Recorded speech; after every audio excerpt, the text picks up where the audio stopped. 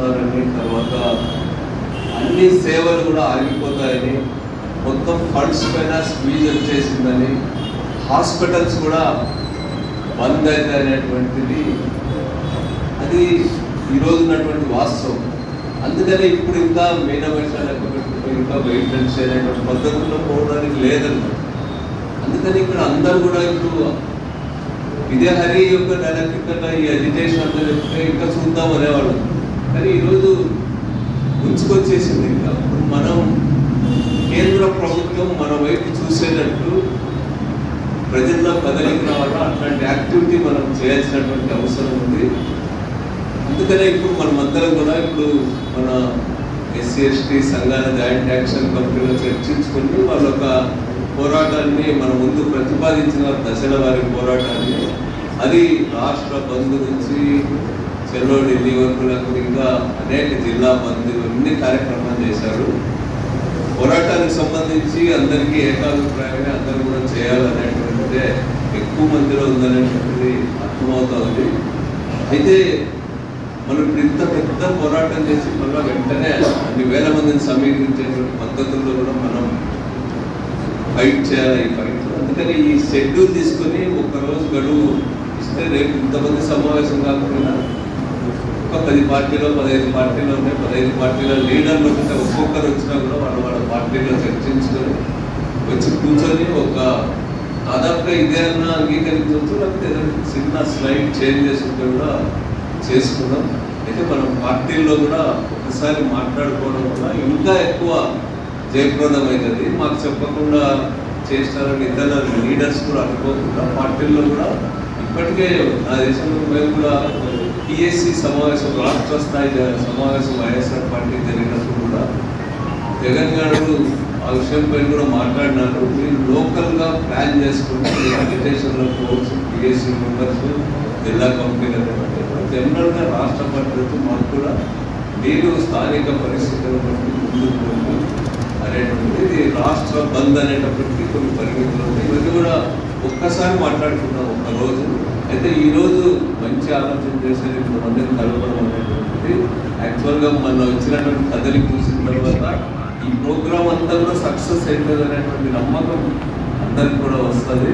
అందరూ కూడా దాంట్లో చేయాలా జిల్లా ప్రజలకు గౌరవం చేయడమే, జిల్లాలో పేదరిక నిర్మూలన కోసం ఇంతకంటే గొప్ప ప్రోగ్రామ్ ఏమి ఉండదు. పేదరిక నిర్మూలన కోసం ఖర్చు పెడుతున్న ఈ 100 కోట్లు పోతే వాటిని ఏ రూపంలో కూడా మనం భర్తీ చేసుకోలేము. ఇది అన్నిటి సంస్థలు మతం ముద్ర వేయడం అనేటువంటిది చాలా అన్యాయమైనటువంటి విషయం. దానికి ఏదైనా ఉంటే మానవతా ముద్ర ఉంది, కానీ మతం ముద్ర ఎక్కడ కూడా లేదు. ఏ పేదవాడి దగ్గర పోయినా కూడా అదేదో మతాన్ని ఎంకరేజ్ చేస్తూ మత రాజకీయం చేస్తూ ఉందనేటువంటి అభిప్రాయం లేదు. అందుకనే ప్రజల్లో ఉన్నటువంటి ప్రజాభిప్రాయాన్ని గౌరవించి సెంట్రల్ గవర్నమెంట్ కూడా దిగి రావాలా, దీనిపైన ఉన్నటువంటి దాన్ని ఎత్తివేసి ఈ యొక్క సేవలు కొనసాగించాలని చెప్పి ఈ సందర్భంగా విజ్ఞప్తి చేస్తూ అందరం కలిసి ఐక్యంగానే ముందుకు పోదాం. దీంట్లో వరకు రాజకీయ పార్టీల్లో కూడా పార్టీని కాపాడుకోవాలనేదంటే ఎవరికి భిన్నాభిప్రాయం లేదు.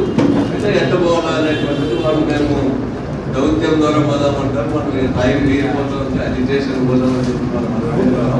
ఎవరి పద్ధతిలో వాళ్ళు అందరం కూడా ప్రయత్నం చేస్తారు. ఏమైనా కూడా ఆర్టీటీని కాపాడుకుందామని విజ్ఞప్తి చేస్తూ ఈ చొరవ తీసుకున్నటువంటి మన జాయింట్ యాక్షన్ కమిటీకి వైఎస్ఆర్ కాంగ్రెస్ పార్టీ తరఫున హృదయపూర్వకమైన ధన్యవాదాలు తెలియజేస్తూ ముగిస్తూ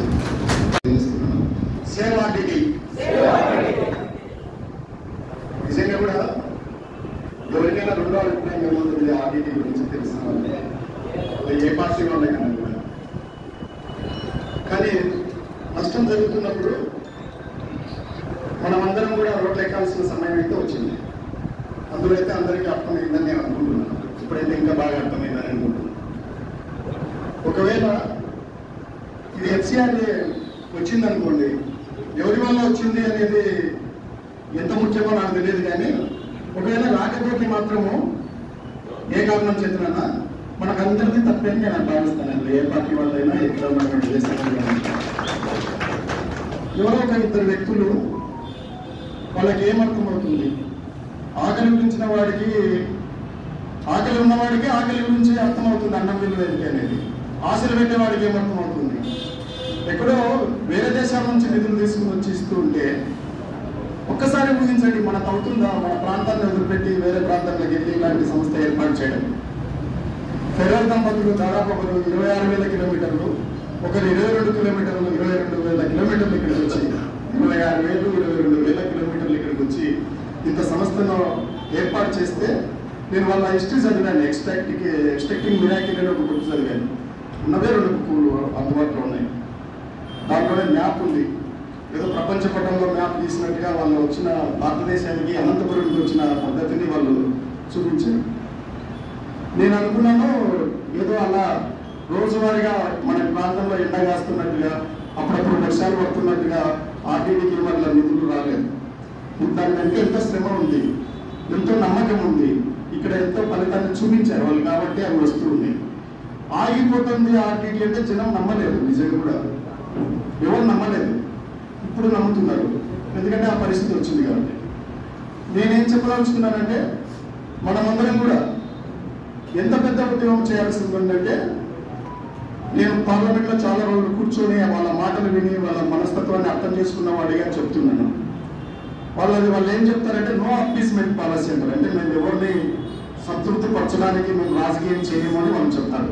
మళ్ళీ సబ్కా వికాస్, సబ్కా సాథ్, సబ్కా అన్ని విశ్వాసాన్ని, ప్రయాసాన్ని అన్ని చెప్పేస్తారు. కానీ ఈ మాట మాత్రం అంటే మేము ఎవరికి బ్లాక్మెయిల్ రాజకీయాలకు మేము బ్లాక్మెయిల్ రాజకీయాలు కాదు. యాక్చువల్గా ఒకవేళ వాళ్ళు లొంగినారు మళ్ళీ చేసినారంటే నా దృష్టిలో అయితే నిజంగా కూడా అంటే మరలా అనుకోవద్దు పార్టీలు. నేను సందర్భంగా వాళ్ళు చెప్పాల్సి వస్తుంది.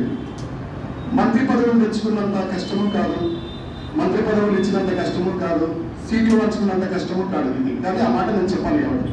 కానీ వాళ్ళు ఎప్పుడైనా కూడా ఈ ప్రభుత్వం, ముఖ్యంగా కేంద్ర ప్రభుత్వము, మన దగ్గర అయితే త్రిపుల్ సర్కార్ ఉంది, కూటమి ప్రభుత్వం, ఆ ప్రభుత్వం ఏదైనా లొంగి ప్రజలకు సంబంధించి చేసినారంటే ఒకే ఒక సందర్భం నాకు గుర్తుకొస్తుంది. అది వ్యవసాయ చట్టాలను వెనక్కి తీసుకున్న సందర్భం. వ్యవసాయ చట్టాలను వెనక్కి తీసుకున్న సందర్భం తప్ప ఈ ప్రభుత్వం ఎప్పుడు కూడా కేంద్ర ప్రభుత్వంలో ప్రజలను మాట విని ప్రజల కోసము మేము సరిగా పొరపాటుగా అర్థం చేసుకున్నాము, వెనక్కి తీసుకుంటున్నామని ఏ సందర్భంలో కూడా ఈ 11 సంవత్సరాల్లో జరిగినట్టు నాకైతే మైండ్లో లేదు. అందువల్ల మనం దేనికి సిద్ధపడాలనేది మీరు చూడండి. వ్యవసాయ చట్టాలని వెనక్కి తీసుకోవడానికి వాళ్ళు ఎంత ఉద్యోగంలో దాంట్లో ఎంత శాతం మనం చేయగలిగితే వాళ్ళు ఎటువైపు చూస్తారో నాకు తెలియదు. అందువల్ల ప్రయాణం చాలా ఉంది, లాంగ్ జర్నీ. ఎలా చేస్తారు అనేది చూడండి. ఎక్కడి నుంచి ఎలా ఏ పద్ధతులు అయితే కార్యాచరణ. నేను లేట్గా వచ్చాను, మామూలుగా యూజువల్గా అనంతపురంలో ఎప్పుడు లేట్గానే జరుగుతాయనే ఫీలింగ్తో ఉన్నాను. కానీ ఆర్టీటీకి వస్తుంది కాబట్టి చాలా ముందుగా జరిగింది. నేను మళ్ళీ తెలుసుకుంటాను. నేనైతే చెప్పాలనుకున్న మాట ఏంటంటే అందరం కలిసి పనిచేయాలి. కొన్నిసార్లు విడిగా చేయాల్సి వస్తే విడిగా చేయాలి, కలిసి పనిచేయాల్సి వస్తే కలిసి పనిచేయాలి. మొత్తం మీద అయితే వాళ్ళ దృష్టి ఇక్కడ పడాలి, ఇది జరగాలి. ఇది ఏ ఒక్కరి కోసమో కాదు. నాకు తెలిసి ఒక్కసారి కాపాడుకోగలిగితే ఆర్టీకి మళ్ళీ 50 సంవత్సరాల వరకు ఇబ్బంది లేదు. వాటిలో ఒక చాప్టర్ గుర్తొస్తుంది నాకు, బిగ్ ఫైట్ అని. బిగ్ ఫైట్ అనే ఒక చాప్టర్ రాసి ఉన్నారు. దాంట్లో 73, 74లో ఒకే ఒక మాట చెప్పదలుచుకున్నాను. అందులో ఏముందంటే 20 సార్లకు తగ్గకుండా ఫెడరల్ గారు పెద్ద అయినా హైకోర్టుని అప్రోచ్ అయ్యారు జిల్లా కలెక్టర్ ఆదేశాలు మేరకు. ఒక్క ఆర్థిక సంవత్సరంలో 73, 74లో ఒక్కసారి అలాంటి పోరాటం అంటే వాళ్ళు ఒక సంస్థ నిలుపుకోవడానికి ఎంత శ్రమ పడ్డారు అని చెప్పడానికి అదొక ఉదాహరణ. ఒక సంవత్సరంలో 20 సార్లు తగ్గకుండా వాళ్ళు హైకోర్టుకు వెళ్ళారు దాన్ని కాపాడుకోవడానికి. అంటే మనం ఎన్నిసార్లు ఎన్ని పనులు చేయాలో చూడండి. మద్రాసులో ఎలెన్ శర్మ మెమోరియల్ ట్రస్ట్ అని ఒకటి ఉంది. Ellen Sharma memorial trust 100% RTT లాగానే ఎఫ్సిఆర్ఏ నిధుల మీద ఆధారపడిన ఉన్న సంస్థ. దానికి ఇలాంటి ఇబ్బంది వచ్చింది. మద్రాసు హైకోర్టు చెప్పింది కేవలం విదేశీ నిధులు ఇస్తున్నారు కాబట్టి దాన్ని మీరు తప్పుగా చూడకూడదు, అనుమానంతో చూడకూడదు, దాన్ని ఇవ్వండి. ఏముంది మీ దగ్గర ఏదైనా రికార్డు ఉందా వాళ్ళు మిస్యూజ్ చేశారని? రికార్డు లేదు. మీరేమో మతం మార్చినారని ఏమన్నా రికార్డు ఉందా? రికార్డు లేదు. ఐటీ రిపోర్ట్ ఏముంటుంది బాస్? నాకు ఐటీ ఏముంటుంది? నా డ్రైవర్ లాగా నా పిఏ లాగా రమ్మంటే వస్తారు, పొమ్మంటే పోతారు. నేను ప్రెస్ మీట్ లో ఉన్నాను, ప్రెస్ క్లబ్ లో ఉన్నాను రా అంటే ఇంటికి వస్తారు. లేదా టీ రావడానికి ప్రియదర్శి ఉన్నాను అడిగిన అంటే కాలు అడిగి తీసుకొస్తారు. ఏముంటుంది దాంట్లో? జగన్ చేసిన వాడికి నేను చెప్తున్నాను. కానీ ఒక్కటైతే నిజము, ఇక్కడున్న ఆకలి కానీ ఆవేదన కానీ ఇక్కడున్న కరువు కానీ వాళ్ళకి అర్థం కాదు. వాళ్ళకి టైం తీసుకుని చెప్పగలిగే వాళ్ళు కావాలా? ఒకవేళ ఇవ్వకపోతే ఇక్కడ ప్రజల్లో ఉండే పట్టుదల కూడా అంత సులువుగా లేదు అని కూడా తెలియాలి వాళ్ళకి. ఉద్యమాలు చేస్తారు పెద్ద ఎత్తున. నేను అప్పుడు చెప్పాను మైకు పట్టుకోండి, మాకు మెతుకులు లేకుండా చేస్తే మీకు బతుకులు లేకుండా చేస్తామని చెప్పాను. నా మాటలే నేను తిరిగి చెప్తున్నాను. ఆయన చెప్పాడు నేను పేదరికం మీద యుద్ధం ప్రకటించుకున్నానని చెప్పాడు. ఏదో ఒక రోజు నా గురించి మాట్లాడుకునే రోజు వస్తుందని ఆయన చెప్పినాడు. పిల్లలు గారు ఎందుకు చెప్పినాడో తెలియదు, అది ఈ రోజే అనుకుంటున్నాను. అందరూ మాట్లాడుకుంటున్నారు, దేశం అంతా చూస్తున్నారు, ఆర్టీటీ గురించి తెలిసిన వాళ్ళందరూ కూడా. అందువల్ల ఎంత వీలైతే అంత ఎలాగైనా పనిచేద్దాం. ఎంత కలిసిపోతే అంత మేలుంది. కలిసిపోలేక ఏ కారణం చేద్దామన్నా ఈ టైంలో మనం దాన్ని పోగొట్టుకుంటే నేనైతే మళ్ళీ మొదలు చెప్పినట్టే తప్పు అందరిదే అవుతుంది, నాతో సహా. నాకు కూడా దాంట్లో భాగం అంటే పోగొట్టుకుంటే మాత్రం నిలబెట్టుకుంటే నిలబడుతుంది. వాళ్ళు ఎక్కడైనా కూడా ఒక్క సందర్భం కూడా నేను చూడలేదు ఒకరిని మతాన్ని మార్చినారని కానీ లేదా ఒక చోట మిస్యూజ్ అయిందని కానీ నా దృష్టిలో అయితే లేవు. వాళ్ళకి ఏ కారణం ఉందో నాకు తెలియదు. ఒకవేళ అలాంటి కారణం ఉంటే వాళ్ళు చెప్పాలి, ఈ కారణం చేత మేము ఇవ్వలేకపోతున్నామని. ఇది దేశం ఏ ఇద్దరితో కాదు కదా, ఏ 3 పార్టీలతో కాదు కదా, 140 కోట్ల ప్రజలకు సంబంధించింది, లక్షలాది మందికి సంబంధించింది. విమర్శించుకోవచ్చు, ఎన్నో విమర్శలు చేసుకోవచ్చు. దానివల్ల ఏమొస్తుంది? దానివల్ల ఏమి రాదు. ఆర్టీటీ ఎఫ్సిఆర్ అనేది ఇక్కడ పుట్టి పెరిగిన ప్రతి ఒక్కరి హక్కు. పేదరికం పోలేదు, దేశం మొత్తం మీద ఇక్కడే కరువు ప్రాంతం అని కదా వాళ్ళు వచ్చి ఇక్కడ చేస్తున్నారు. వీళ్ళు అనుకుంటుండొచ్చు వేల కోట్ల రూపాయలు, లక్షల కోట్ల రూపాయలు మనం ఎదిగిండొచ్చు, కానీ సంపద కొద్ది మంది చేతుల్లోనే ఉంది ఈ దేశంలో. దేశాన్ని బయట ప్రపంచ కుబేరులు అయిపోయినాం కాబట్టి భారతదేశానికి ఇంకా డబ్బులు ఎందుకు అని వాళ్ళు అనుకోవచ్చు, కానీ సంపద సరైన పంపిణీ రాలేదు. అందువల్ల సంపద పేదవాడు ఉన్నంత వరకు, ఆర్టీటీ అవసరం ఉన్నంత వరకు ఇది చాలా అవసరం. అది మూతపడితే ఒక కాన్పు కోసం 50,000 ఖర్చు అయ్యే పరిస్థితి ఉంది. పిల్లవాడు కాలేజ్ పోయే పరిస్థితి లేదు, హాస్టల్కి ఇబ్బంది ఉంది. నేను చెప్పాను, మీ ప్లేట్లలో అన్నం అయ్యారు, మీ చేతుల్లో విత్తనాలు అయ్యారు, బెడ్ల మీద ఉంటే మీ బిల్లులు అయ్యారు, వాళ్ళు హాస్పిటల్లో బెడ్ల మీద ఉంటే చెప్పుకుంటూ పోతే ఎంతైనా ఉంటుంది. కానీ చేసే సమయం వచ్చింది. నా మాటల కంటే నా చేతలు ముఖ్యమని నేను ఆర్టీటీలో భావిస్తున్నాను. నేనైతే మాత్రం మా పార్టీ తరఫున మీరైతే కార్యాచరణ మీద ప్రకటించున్నారో మళ్ళీ మా పెద్దలతో మాట్లాడుకొని ఎక్కడెక్కడ మేము ఎలాగైనా మీకు నడుస్తాము, ఎక్కడైనా మేము స్వతహాగా చేయదలిస్తే అది కూడా మేము చేస్తాం. 2 విధాలా చేస్తాం, పార్టీ పరంగా చేస్తాము, ప్రభుత్వం కలిసి చేస్తాం. మా ఉద్యోగం ఏంటంటే నేను కళ్యాణదుర్గంలో చేయడానికి ఏం లేదు. కళ్యాణదుర్గంలో బైక్ ర్యాలీ చేశాను, ఒక రోజంతా 16 రోజులు పాదయాత్ర చేశాను. అర్థం చేసుకున్నారు కాబట్టి ప్రజలందరూ కలిసి వచ్చారు. మీరందరూ ఎంతోమంది గమనించవచ్చు. మొన్న వచ్చిన వాళ్ళలో కూడా ఏ ప్రాంతం వాళ్ళు ఎక్కువ ఉన్నారు, ఏ నియోజకవర్గం వాళ్ళు ఎక్కువ ఉన్నారు అనేది మీరందరూ గమనించవచ్చు. అందువల్ల ఇంకా నేను మళ్ళీ కళ్యాణదుర్గం వెళ్ళి పాదయాత్ర చేస్తా, బైక్ ర్యాలీ చేస్తా అంటే మళ్ళీ తిరిగింది అదే. నేను బయటికి రావాలా, జిల్లాలో ఏం చేస్తాము, రాష్ట్రంలో ఏం చేస్తాం, ఢిల్లీలో ఏం చేస్తాం అనేదే ముఖ్యం. అందువల్ల అలా చేయడానికి అందరూ కలిసి రండి. నేనే చెప్పగలను, ఎవరు మైక్ పట్టుకొని ఏ పార్టీ వాళ్ళైనా దానికి వ్యతిరేకంగా మాట్లాడే స్థితిలో ఈరోజు వాళ్ళు. అది వాళ్ళకి తెలుసు, పార్టీ విధానాల ప్రకారం వాళ్ళు మాట్లాడుండొచ్చు. కానీ మిగతా అయితే మాత్రం ఎవరు పోగొట్టుకోవడానికి సిద్ధంగా లేరు. నేను వాళ్ళను మా సానుభూతితో మనస్ఫూర్తిగా అర్థం చేసుకుంటాం. అందరం కలుద్దాం, ఉద్యమిద్దాం. ఖచ్చితంగా ఒకే ఒక సందర్భాన్ని మీరు గుర్తు చేసుకోండి, అవి వ్యవసాయ చట్టాలే. అంత పెద్ద ఉద్యమం వస్తే తప్ప ప్రజల వైపు న్యాయం ఉంది అని వాళ్ళు గమనించలేదు. ఎందుకంటే ప్రజలే వాళ్ళకు మెడలు తిరగలేనంత బలాన్ని ఇచ్చారు. అంత మెడల్ బలపడిన తర్వాత దాన్ని ఉంచడం అంత సిలువు ఉండదు. అందువల్ల మన ప్రజలే చేయాలి, ఇది వ్యక్తులతో అవ్వదు. ఏమైనా ఇంత పెద్ద ప్రయత్నాన్ని తీసుకుంటున్నందుకు సభాధ్యక్షుల వారికి మొన్న జరిగిన ప్రతి ఒక్కరు నడిచిన ప్రతి ఒక్కరికి కూడా నేను శిరస్సు వచ్చి నమస్కరిస్తున్నాను.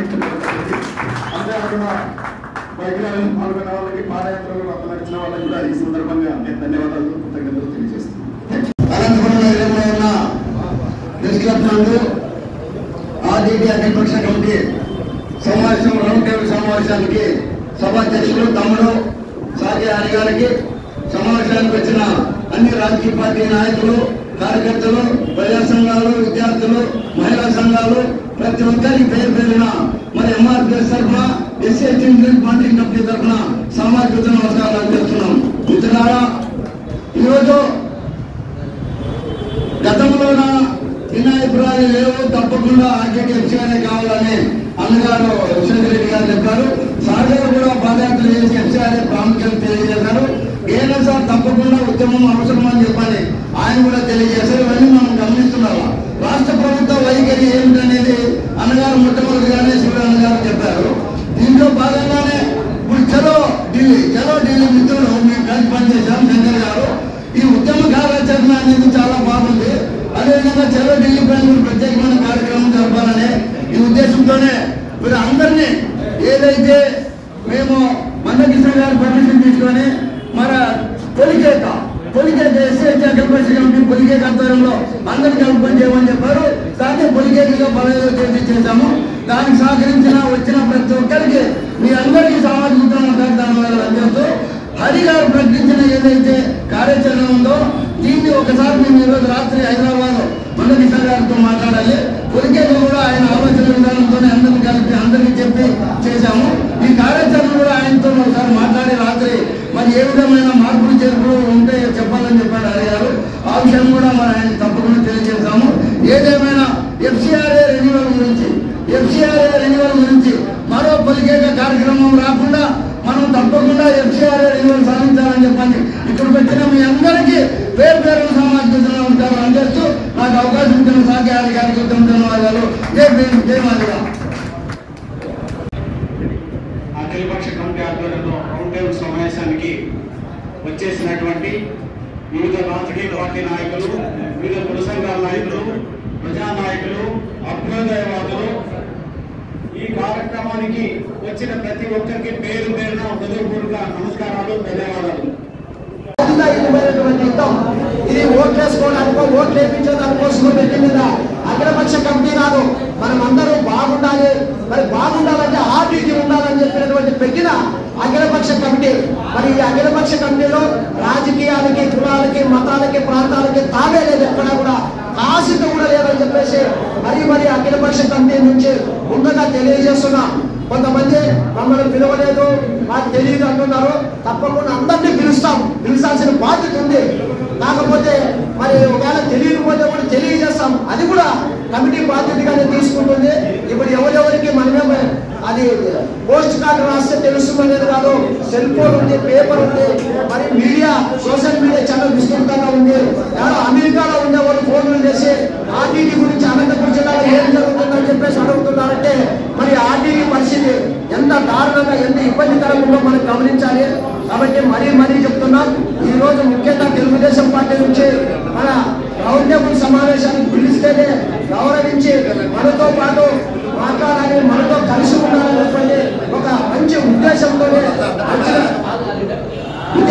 వచ్చినటువంటి తెలుగుదేశం పార్టీ జిల్లా అధ్యక్షులు వెంకట సూర్య యాదవ్ గారు మాట్లాడే క్రమంలో మనమంతా మీ పార్టీ చేసింది, ఆ పార్టీ ఊరికే ఉంది, లేకపోతే మా ప్రజలకు మాత్రమే ఈ సమస్య పడుతుంది అనేది మాట్లాడొద్దండి. ఏ పార్టీలో ఉన్నా ఖచ్చితంగా వాళ్ళకు కూడా మానవతా విలువలు ఉంటాయి. ఇక్కడ ఉన్నటువంటి స్థానిక పరిస్థితులను గమనించుకుంటున్నారు. మరి వాళ్ళ భవిష్యత్తును దృష్టిలో పెట్టుకోవాలంటే ఇక్కడ ప్రజలతో మమేకం కావాలి, ప్రజా సమస్యలపై ఉద్యమించాలి అనే భావన ఉంటుంది. మరి ఈ రౌండ్ టేబుల్ సమావేశానికి పిలవకపోయినా మరి గమనించాలి. ఇంతకుముందు చెప్పినట్లుగా పిలిస్తేనే వస్తాము, పిలవకపోతే మనకు తెలియదు అనే రీతిలో ఉంటున్నారు. మరి తలా రంగయ్య గారు, మాజీ ఎంపీ గారు ఆ స్థాయిలో ఉండి కూడా ఆయన ఎవరు పిలవలా. ఇది మీరు నమ్మాలి. కేవలం పార్టీ అధ్యక్షులకు మాత్రమే మేము ఆహ్వానం పంపాం. మరి అక్కడ తమ్ముడు పిలవకపోయినా మరి ఒక బాధ్యతగా తనకు గతంలో ఈ ఆర్టీటీ కోసం పాదయాత్ర చేసి అనంతపురం నియోజకవర్గం అంతా తిరిగారు. కాబట్టి మరి ఈ ఉద్యమంలో నేను కూడా ఉండి తీరాలనే తలంపు, పట్టుదల మరి మాజీ ఎంపీ గారు తలా రంగయ్య గారు మనసులో ఉంది కాబట్టి వచ్చారు. మరి ఈ సమావేశానికి కేవలం రౌండ్ టేబుల్ సమావేశానికి ఆహ్వానించింది ఎవరికంటే తెలుగుదేశం, జనసేన, బీజేపీ, కాంగ్రెస్, వైఎస్ఆర్, బీఎస్పీ మరియు CPI, CPM, CPM, CPIML, new democracy, CPIML liberation, మరి జై భీమరావు భారత్ పార్టీ, ఇలా రాజకీయ పార్టీలు ఏవైతే ఉంటున్నాయో బలంగా ఆ పార్టీ నాయకులు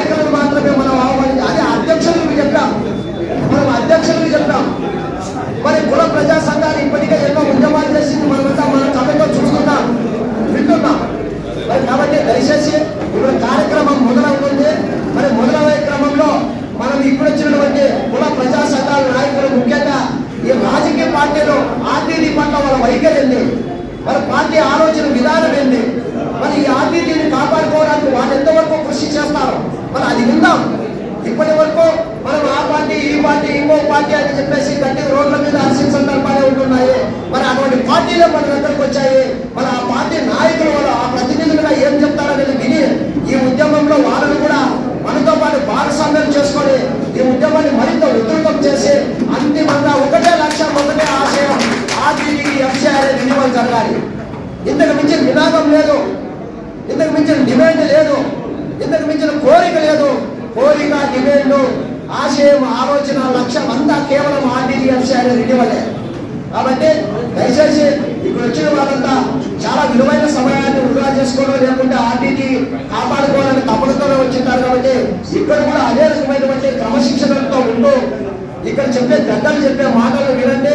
ఈ షెడ్యూల్లో ఏమైనా చేర్చే విధానాలు ఏమైనా ఉంటే కూడా మీరు తెలియజేస్తే ఈ షెడ్యూల్లో చేర్చుకున్న తర్వాత తదుపరి కార్యక్రమాలకు ముందుకు పోతామని తెలియజేసుకుంటూ, ముఖ్యంగా ఇప్పుడు తెలుగుదేశం పార్టీ జిల్లా అధ్యక్షులు వెంకట శివుడు యాదవ్ అన్న గారు మన రౌండ్ టేబుల్ సమావేశాన్ని ఉద్దేశించి మాట్లాడాలని చెప్పేసి మనస్ఫూర్తిగా కోరుకుంటున్నాం. ప్రజలందరూ ఈ వైపు చూస్తున్నారు. అనంతపురం జిల్లాలో ఉంటున్న ప్రజలందరూ కూడా ఈరోజు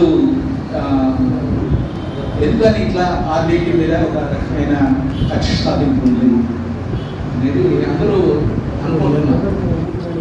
కాబట్టి ఈ మీటింగ్ నుంచి మనం ఇవ్వాల్సిన సందేశం అంటే ఇన్ని సంఘాలు, ఇంతమంది, ఇన్ని సంస్థలు, ఏ సంస్థలకు సంబంధం లేకున్నారు ఇంతమంది వచ్చారు అంటే చిన్న పిలుపుతో వచ్చారంటే ప్రభుత్వాలు, పాలక పార్టీలు అది కూడా ఆలోచించాలి. ఈ రకమైన ఒక ఇది వస్తుంది. ఈ సమావేశం నుంచి పాలక పార్టీలు టీడీపీ చెప్పారు వాళ్ళ రకంగా చేస్తున్నారు. అయితే అధికారంలో ఉన్న పార్టీలన్నింటికీ కేంద్రంలో ఉన్న పార్టీలన్నింటికీ కూడా ఈ సమావేశం నుంచి మనం ఇచ్చే ఒక విజ్ఞప్తి అంటామా, లేకుంటే ఒక అనుకోవడం అంటామా, లేదా ఒక హెచ్చరిక అంటామా, అది ఏమైనా సరే మీరు దయచేసి మీకున్న శక్తి సామర్థ్యాలన్నీ ఉపయోగించి ఆర్టీడీ సేవలు అనంతపురం జిల్లాకు కొనసాగేట్టుగా మీరు చేయాల్సిన పనులన్నీ తప్పకుండా వెంటనే చేయండి.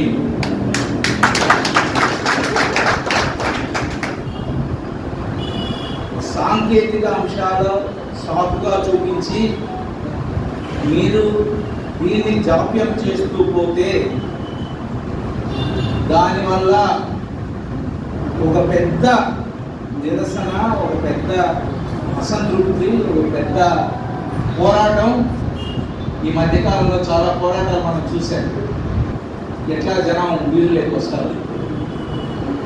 అటువంటి పోరాటాలు అనంతపురం జిల్లాలో ప్రారంభమవుతాయి, జరుగుతాయి. అవి ఎంత దూరం పోతాయో చెప్పలేము. కాబట్టి దయచేసి ప్రభుత్వాలు దీన్ని గమనించాలి. సాధింపు కోసం మనందరి ఐక్యత చాలా అవసరము. దీనికి ఏ రాజకీయాల ప్రాధాన్యతగా మాట్లాడుకోవాల్సిన అవసరం కూడా లేదు. ఎందుకంటే మనకు గత 5.5 శతాబ్దాలుగా మనకు ఆర్టీడీ సేవలు ఇక్కడ మనకు అందించడం జరిగింది. దానికి మన అనంతపురం జిల్లా ఎడారి జిల్లాగా ఉన్న విద్యకైతేమి, పళ్ళ తోటలకైతేమి, హాస్పిటల్స్ కైతేమి, ప్రతి ఒక్క దాళ్లకు ఆర్టీడీ కృషి ఎంతో మనం మర్చిపోలేనిది. దానికోసం మనమంతా కలిసి చేద్దామని ఇందాక సోదరులు చెప్పిన దాంట్లో మంచి ఆలోచననే. అదేవిధంగా ఇప్పుడు ఈ ఆర్టీడీ గురించి ఈ 3 నెలల నుంచి మనం ఏమి చేశాము అంటే ఇక్కడ ప్రస్తావన గత ముఖ్యమంత్రి గారి నుంచి ప్రధానమంత్రి వరకు ఏం జరిగిందని నేను వివరిస్తాను. సాగింపు కోసం కూటమి ప్రజాప్రతినిధులు ప్రయత్నం చేస్తూ ఉన్నారు. అనంతపురం కేంద్రంలో పనిచేస్తున్న రూరల్ డెవలప్మెంట్ ట్రస్ట్ FCRI పునరుద్ధరణ కోసం విషయంలో ఉమ్మడి అనంతపురం జిల్లా తెలుగుదేశం పార్టీ ప్రజాప్రతినిధులంతా ప్రయత్నం చేస్తున్నారు. RDT సేవలు మరింత కాలం కొనసాగేలా అనుమతులు మంజూరు చేయాల్సిందిగా కేంద్ర ప్రభుత్వాన్ని ఒప్పించాలని రాష్ట్ర ముఖ్యమంత్రి వర్యులు చంద్రబాబు నాయుడు గారు ఉమ్మడి అనంతపురం జిల్లా MP, MLAలు, MLCలు, మంత్రులను కలిసి ఆయనను విన్నవించారు. అనంతరం ముఖ్యమంత్రి చంద్రబాబు నాయుడు గారు సరే మీ కేంద్రానికి నేను ఒక ముఖ్యమంత్రిగా లేఖ రాస్తున్నాను, ఈ లేఖ తీసుకొని పోయి మన అక్కడ రామ్మోహన్ నాయుడు గారు, కేంద్ర మంత్రి వర్యులు, కృష్ణదేవరాయలు గారు, ఎంపీలు అంతా కలిసి పోయి ఇవ్వండి అని పోవడం జరిగింది. అందుకు పోయి ఒకసారి అమిత్ షా గారిని కలిసి ఆయనకు వివరించడం జరిగింది. ఆయన కూడా సానుకూలంగా మీరు అడిగినది మేము చేయడానికి ప్రయత్నం చేస్తామని చెప్పడం జరిగింది. మా మంత్రులు, ఎమ్మెల్యేలు అంతా అందులో మన ఈ జిల్లా నాయకులు అంతా కలిసి మన MP అంబికా లక్ష్మణ్ గారు అయితేమి, మన పారసారథి గారు అయితేమి, ఎమ్మెల్యేలు కాళ శ్రీనివాసులు గారు అయితేమి, అదేవిధంగా పరిటాల సునీత అయితే, శ్రీరామ్ అయితే, అర్బన్ ఎమ్మెల్యే దగ్గుపాటి ప్రసాద్ గారు, కళ్యాణదుర్గ ఎమ్మెల్యే సురేంద్రబాబు గారు, బండారు శ్రావణి గారు, వివిధులు అంతా కలిసి అక్కడికి వెళ్ళి విన్నవించుకోవడం తెలియజేసి రావడం జరిగింది. దానికి సానుకూలంగా జిల్లా పార్టీ ప్రజాప్రతినిధులు వినతులు సానుకూలంగా స్పందించి అప్పటికి అమిత్ షా గారు సానుకూలంగానే మేము మీకు తోడ్పాటుగా ఉంటాము, ఆ తర్వాతనే చేస్తాము అనే మాట కూడా ఇవ్వడం జరిగింది. దాన్ని RDT అందిస్తున్న సేవలు సుమారు 5.5 దశాబ్ద కాలము వాళ్ళు ఈ ఓన్లీ ఉమ్మడి అనంతపురం జిల్లానే కాదు, ఇటు ఆంధ్రప్రదేశ్ అటు తెలంగాణలో కూడా వాళ్ళ సేవలు ఎనలేని సేవలుగా గుర్తించడం జరిగింది. అందరికీ పేద ప్రజలకు, విద్యార్థులకైతే, క్రీడాకారులకైతే, గృహాలకైతే, పండ్ల తోటలకైతే, వివిధ ప్రతి ఒక్కరికి పేదలకు మంచి చేయడం జరిగింది. కాబట్టి దానికోసం మా పార్టీ చిత్తశుద్ధితో పనిచేసుకుంటూ ఆయన్ని తీసుకురావడానికి ముందుకు పోవడం జరుగుతూ ఉంది. ఈ క్రమంలో కేంద్ర మంత్రి శాఖ సూచన మేరకు FCRI పునరుద్ధరణ RDT 3 నెలల కిందట తాజా దరఖాస్తును సమర్పించిన విషయాన్ని గుర్తు చేశారు. RDT వాళ్ళు 3 నెలల కిందట దరఖాస్తు పరిశీలన సానుకూలమైన నిర్ణయం తీసుకొని అమిత్ షా కోరారు. అనంతపురం జిల్లాతో పాటు తెలంగాణ రాష్ట్రాల్లో అన్ని విధాలా అంతమంది తోడ్పాటు చేసి దానికోసం మా నాయకులు, జిల్లా నాయకులు అంతా ఇక్కడ కేంద్ర మంత్రి అమిత్ షా గారిని కలిసి మాకు RDT పునరుద్ధరించాలి అని కోరడం జరిగినది. అందులో భాగంగా ముందు మా ముఖ్యమంత్రి వర్యులు చంద్రబాబు నాయుడు గారిని కూడా అంటే పక్కాగా మీకు ఎందుకు మీడియా సోదరులకు తెలియజేస్తున్నామంటే ఇది ఎక్కడ ఈ రాజకీయాలకు తావులేదు. మాకు కూడా పేద ప్రజల కోసం పాటుపడాలనేదే తెలుగుదేశం ముఖ్య ఉద్దేశం. చంద్రబాబు నాయుడు గారిని కలిసి ముందు ఇక్కడ కలిసి తర్వాత ఆయన లేఖ తీసుకొని మళ్ళీ ఢిల్లీకి పోవడం జరిగింది. అందులో భాగంగా ఒక 2 టైమ్స్ మా యువ నాయకుడు నారా లోకేష్ బాబు గారు చంద్రబాబు నాయుడు గారు ఢిల్లీకి ప్రయాణం వెళ్ళినప్పుడు కూడా RDTని కొనసాగించాలని కోరడం జరిగింది. ఇట్లా మా మంత్రులు, మా పార్టీ అంతా RDT కోసం కష్టపడడం జరుగుతుంది. ఫైనల్గా ఇప్పుడు తెలుగుదేశం పార్టీనే తీసుకురావాలి, దీనికి FCRI రెన్యువల్ కాదు, ఇది కొత్తది తీసుకురావాలనే ఆలోచనలు ఉన్నారు. మరి దీనిపైన స్పష్టమైన హామీ రాలేకపోతుంది, కాలం గడుస్తుంది, ఉద్యమాలు చేస్తున్నారు, ఇప్పుడు కూడా కార్యాచరణ ప్రకటిస్తారు. మరి దీన్ని ఎలాగ చూస్తారు? ఇది నేను అనేది కార్యాచరణ ప్రకటించడం అనేది ఏ దానికైనా ఒక వ్యవస్థకు కాల పరిమితులు అనేవి ఉంటాయి. ఇక్కడ కేంద్రంలో IB రిపోర్ట్ రాలేదనేది స్పష్టంగా కనిపిస్తుంది. 3 నెలల కిందట అప్లై చేసినారు. దానికోసం ఈరోజు మంచు పెర్రర్ గారు కూడా నారా లోకేష్ బాబు గారు అపాయింట్మెంట్ తీసుకొని వెళ్ళి కలవడం జరుగుతూ ఉంది. దానికోసం అహర్నిశలుగా కూడా మేము కూడా తీసుకురావడానికే ప్రయత్నం చేయడం జరుగుతూ ఉంది. ఆకుతోటపల్లి నారాయణ రెడ్డి. నేను వెనుకబడిన ప్రాంతాల ఉభయ జిల్లా అధ్యక్షులుగా పనిచేస్తున్నాను. ఈరోజు ముఖ్యంగా RDT సంస్థ యొక్క దానిపైన ఇక్కడ ఆర్డిటి జాయింట్ యాక్షన్ కమిటీ పిలుపు మేరకు ఇక్కడ రౌండ్ టేబుల్ సమావేశానికి రావడం జరిగింది. ఇప్పుడు ఆర్డిటి సంస్థ ఈ జిల్లా నుంచి, ఈ రాష్ట్రం నుంచి, ఈ దేశం నుంచి పోవడానికి కారణాలేమి అనే దానిపైన చర్చ జరుగుతూ ఉంది.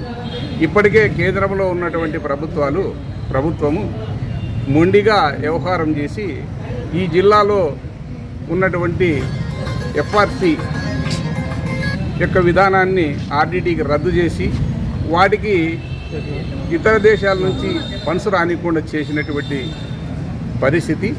ఇప్పటికే ఆ సంస్థ సంక్షోభంలో పడింది. ఇప్పుడు రేపు 2-3 తేదీల్లో దాదాపు 300 మంది ఉద్యోగస్తులు కూడా వాళ్ళు నోటీసులు ఇచ్చి సెలవు వాళ్ళకు రిమూవ్ చేసేటువంటి పరిస్థితి వచ్చింది. ఇప్పటికీ పత్రపల్లి దగ్గర అనేక మంది పేద ప్రజలకు, ఈ జిల్లాలో ఉండే ప్రజలకు సేవ చేస్తున్నటువంటి హాస్పిటల్ కూడా మూతపడే పరిస్థితి వచ్చింది.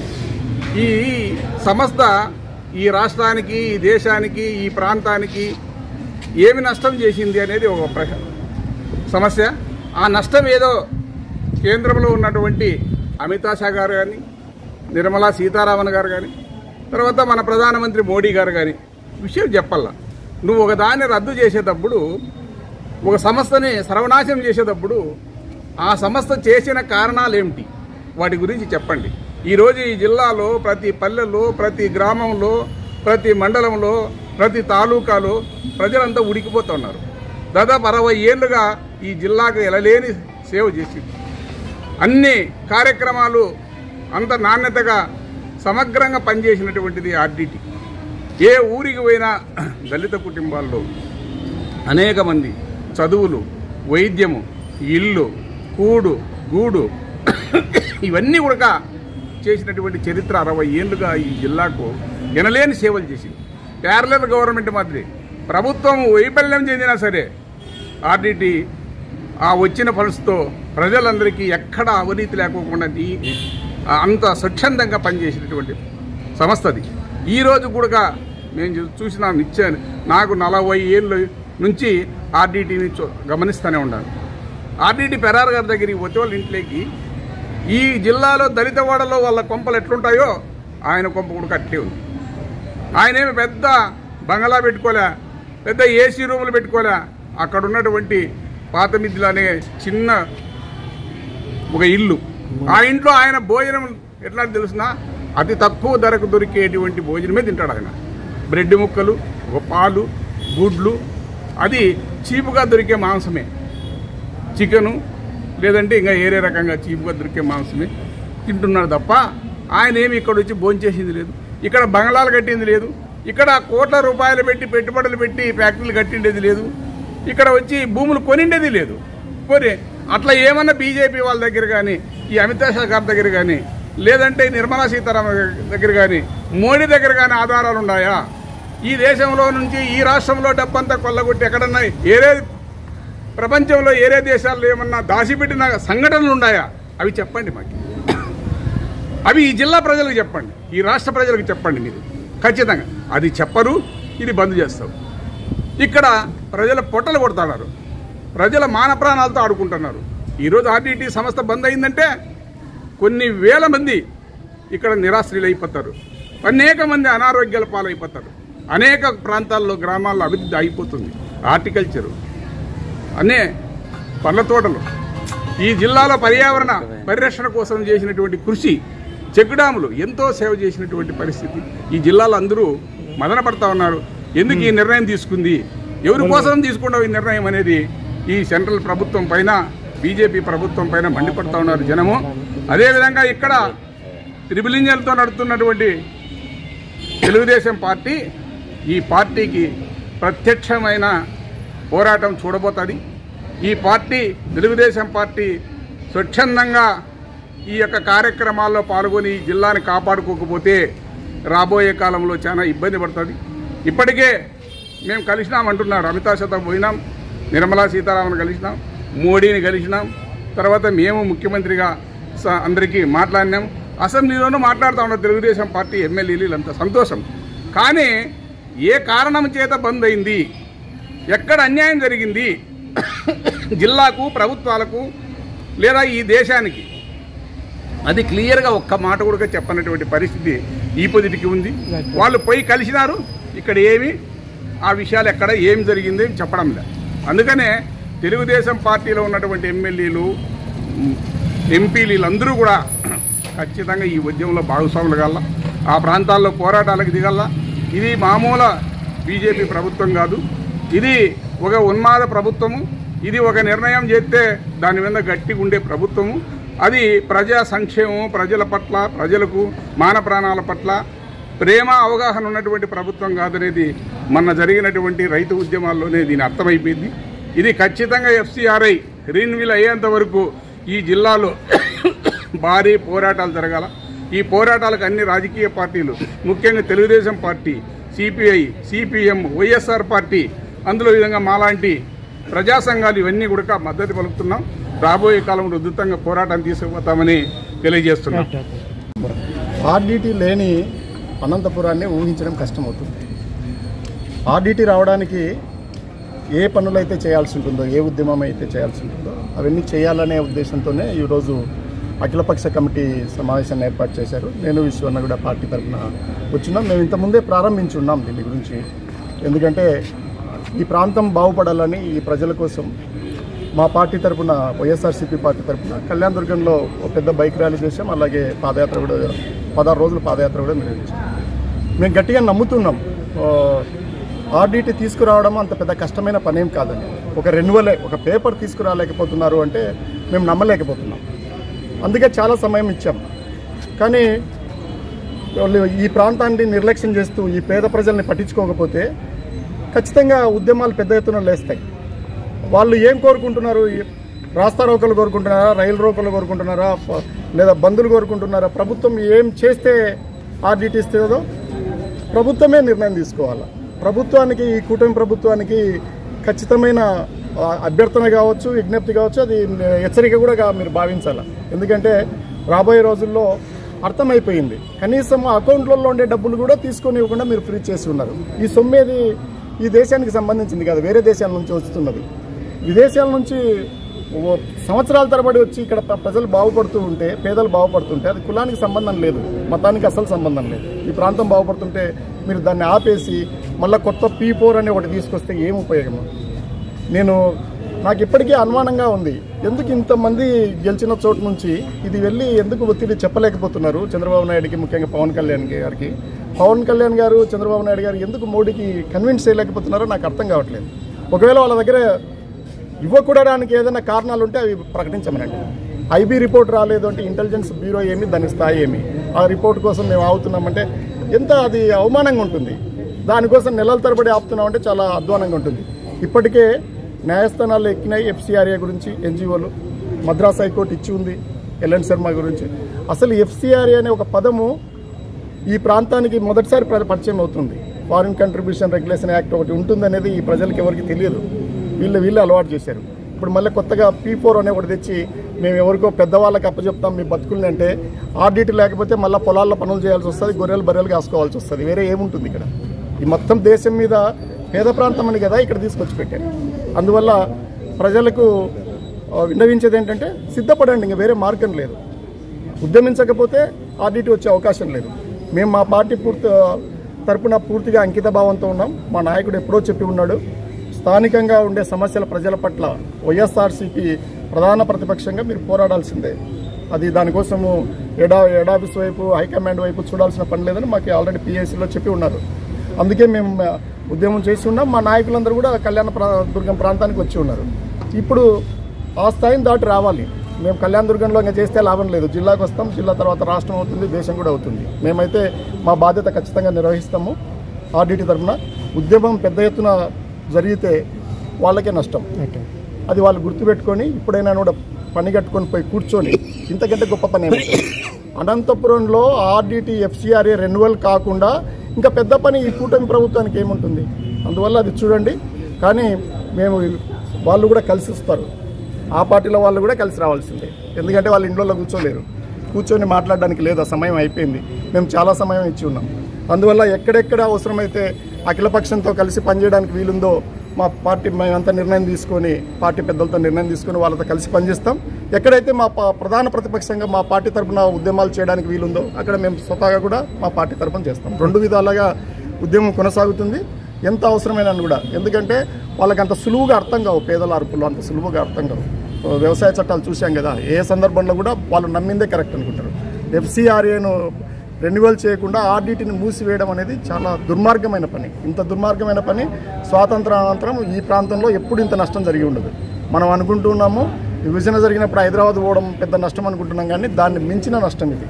మనకి అది ప్రజలకి అందరికీ అర్థమైంది కాబట్టి ఒక పిలుపునందుకొని అంతమంది వచ్చారు, ఒక పిలుపునందుకొని అన్ని రోజులు పాదయాత్రకు వచ్చారు. అందువల్ల ఇది ఉద్యమం రాబోయే రోజుల్లో చాలా తీవ్రంగా ఉంటుంది. ప్రపంచవ్యాప్తంగా పరిస్థితులు కూడా మారుతున్నాయి. ప్రభుత్వాలు అలా అర్థం చేసుకోవాలి, ఇవి ఏ స్థాయికైనా వెళ్తాయి. ఎందుకంటే ఎవరి నోటికాడిది కూడా తీస్తే అన్యాయంగా వాళ్ళు ప్రజలు భరించరు కదా. మీరు ఈ ప్రాంతానికి మేలు చేయకపోగా మీకు అధికారం ఇస్తే నష్టం చేస్తామంటే ఎట్లా? అందువల్ల అది గుర్తుపెట్టుకోవాలని నేను కూడా వ్యక్తిగతంగా విజ్ఞప్తి చేస్తున్నాను. ప్రజలకి ఎంత వీలైతే అంత శాంతియుత మార్గాల ద్వారా వెళ్ళండి.